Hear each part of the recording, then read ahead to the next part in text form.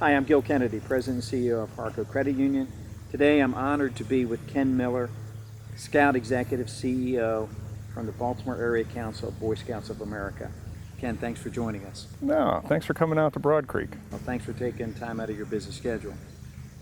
Kenn, I always like to start these with giving my guests an opportunity to tell us a little bit about themselves and the role that you are in at Boy Scouts of America. Very good. I came to Baltimore January 15th as the Scout Executive and CEO of the Baltimore Area Council. Prior to that, I've had 36 years of service working for the Boy Scouts. Actually, I went to college to earn a degree to work for the Boy Scouts. Had a scholarship that stipulated I would work 5 years for the Boy Scouts or pay it back, so I was pretty motivated. But 36 years later, this is my 9th move with the Boy Scouts, and this is actually home for my wife, so we're pretty excited about being back in Baltimore. But the council serves 25,000 youth. That's about 8,000 volunteers, and we serve a 5-county area around greater Baltimore, so we're one of the largest youth-serving agencies in the area. Very good.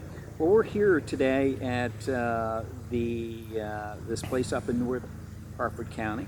Why don't you tell us a little bit about Broad Creek?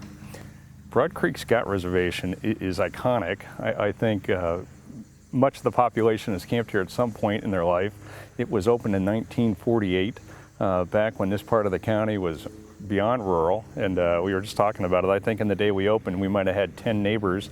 We own 1,700 acres. We know we're one of the largest private property owners in the area. The Forest Service tells us that we have the oldest and largest stand of hemlocks in the state of Maryland, which is kind of an interesting fact.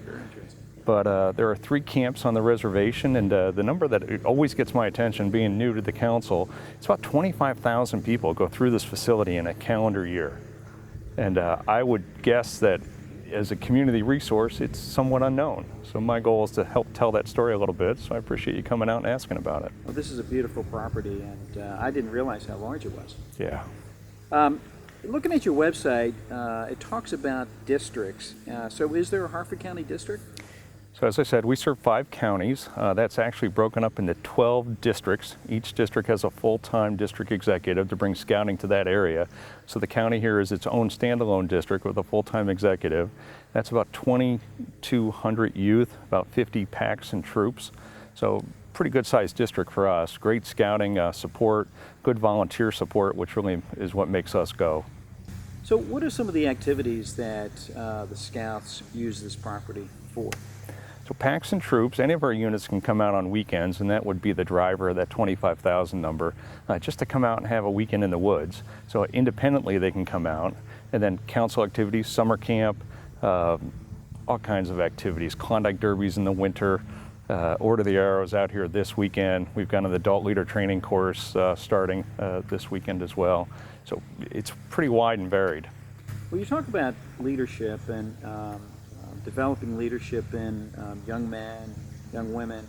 Talk to me a little bit about how your programs do that.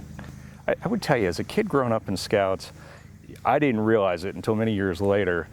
We tell parents that we're going to teach your kids lots of life experiences, life lessons, but they're not going to realize it. They think they're having fun. What they're really doing is learning great skills that'll serve them well the rest of their life.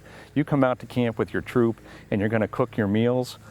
You burn the eggs, you burn the French toast, you're going to eat it. And I bet the next time you don't.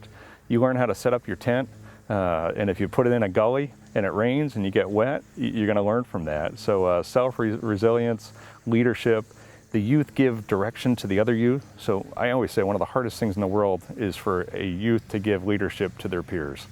And so they learn those experiences, and I know it reflects back on college and later in life. These are the things I learned in Scouts. These are the things I know that my peers who weren't in Scouts don't know. Just the merit badges. For a young person to become an Eagle Scout, they have to get 21 merit badges. Wow. So that means you're going to know a little bit about a lot, whether it's plumbing, electrical, environmental science, and probably will help you find your career vocation, I would guess. How many Eagle Scouts do you pass on every year to that well-esteemed position? Eagle Scout is certainly one of the hallmarks of scouting, and many men now today, young ladies, can become Eagle Scouts. Will tell you it's one of the few things you put on your resume from your youth that you retain. You could have been the captain of the football team, but that wouldn't stay on your resume. But most individuals that are Eagle Scouts keep that on their resume. Baltimore is a very strong, I call it a legacy council within the Boy Scouts of America. So we'll have a little over 500 Eagle Scouts each year. That's significant. That is a great number. And we believe from our tracking, there's about 22,000 Eagle Scouts that reside within our council. So. Wow. That's quite an accomplishment. You know, one of the reasons why we started these podcasts was to talk, because times have changed significantly since March. And COVID-19 has had implications not only from a health perspective, but from an economic perspective. So talk to me a little bit, has the implications of this pandemic, how has that impacted your organization as well as this facility? I think it has everyone's, and every day we learn another segment that maybe we hadn't thought about. We're just getting into our popcorn sale, which is about 15% of our operating budget. It's significant, and the majority of our sales were done in front of stores, cash and carry. Well, that's not available today. So how do you, now we're pushing for online sales, virtual, if you will. We weren't able to run day camp or summer camp, and that's thousands of scouts that were not able to experience that, and obviously a budget affecting event for us. Our packs and troops are chartered by majority are schools and churches. So we're just doing a survey now, what % don't have a meeting place today, and what can we do to help them find a meeting place? It is very dynamic, but I will tell you our volunteers have done some amazing things. We did this virtual, our volunteers came up with this, a virtual camporee, because they couldn't come out here, and their camporee for their district was normally about 400. They pushed this out, but over 4,000 people participated. Wow. It was great. We did another one, since we couldn't do day camp, we did a program called Adventure in a Box. This is a family. You could order this box of programmatic materials. There were videos online to support it, that you could open that and work with your child to continue rank advancement through Cub Scouts. And that was a huge hit. Almost 700 boxes were sold. So we're working it. So from a funding perspective, volunteer support, I know you have a couple of events coming up. You want to talk a little bit about that? We do our annual Friends of Scouting campaign, and that's been a little curtailed. Many were in-person lunch, dinner events, so they've gone virtual as well. We recently, our first special event was a golf tournament that we held a few weeks ago, and spread it out, reduced the numbers. Next month we'll do a sporting clays event, and we've spread that out over several days. So rather than having 25, 30 teams in a day, we're going to max out at 8 a day over 3 or 4 days. We're trying to find avenues to continue to generate those funds and try to affect some of the shortfall in our budget. So do you host events here at Broad Creek? So special events, not today. It's something I would certainly look to. The Sporting Clays event is something I've done at the other councils where we brought the event to the camp, get the community in, everybody wins. So. Well, this is, riding up here, I didn't realize how big it was. And again, I've lived in Harford County since 1988, and I was absolutely amazed. This is a beautiful facility. It's pristine, and had we run summer camp, something I've done in every council I've served is a friends and family cookout, usually several throughout the summer, hamburgers and hot dogs, but invite the neighbors, invite business and community leaders, because I would venture to guess many are just like you, have not had the opportunity. And the greatest thing in the world for me is you come out and have a hot dog or a hamburger with me, you go to work the next day, you go to Rotary, you tell 5 of your friends, did you know? And it's a secret asset of the county, there is no doubt. Absolutely, this is a real gem. Yeah. For the county as well as the community at large. And speaking of the community, can the community use the facility yet? Or? So it's not a public park. You can't come in for daily access like we would in the park. But groups, organizations, churches, civic clubs can certainly come out. We've got facilities. As I say, turf is easy, but if you want to use the swimming pool, the climbing wall, the rifle range, we've got all kinds of activities that we can offer, and it's kind of an a la carte. And that's probably something we haven't done as well as we could have in the past, but you'll see us reaching out more, providing that opportunity. So if I had an organization and I needed, some real estate to meet on, how would I go about inquiring about that?